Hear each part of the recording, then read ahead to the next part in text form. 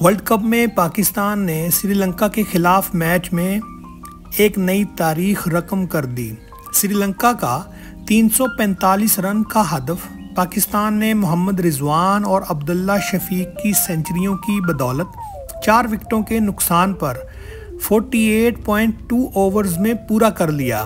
حیدرآباد کے Rajiv Gandhi cricket international stadium میں کھیلے گئے ICC ورلڈ کپ کے 8ویں میچ میں سری لنکا نے پہلے بیٹنگ کرتے ہوئے 9 وکٹوں کے نقصان پر 344 رن بنائے تھے۔ ورلڈ کپ کے میچ میں پاکستان کے خلاف یہ کسی بھی ٹیم کا سب سے بڑا سکور تھا۔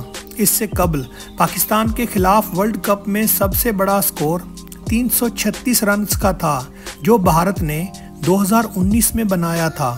پاکستان نے کرکٹ ورلڈ کپ میں کبھی بھی 265 رنز یا اس سے زیادہ کا ہدف کامیابی سے حاصل نہیں کیا تھا۔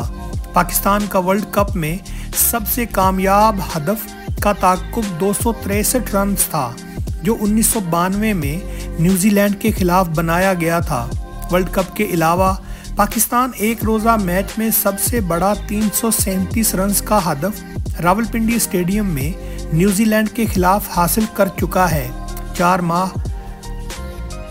مارچ 2014 کو پاکستان نے بنگلہ دیش کے خلاف 327 رنز کا ہدف حاصل کیا تھا اور اس سے پہلے نومبر 2007 میں بھارت کے خلاف موہالی میں 322 رنز کا ہدف حاصل کیا تھا۔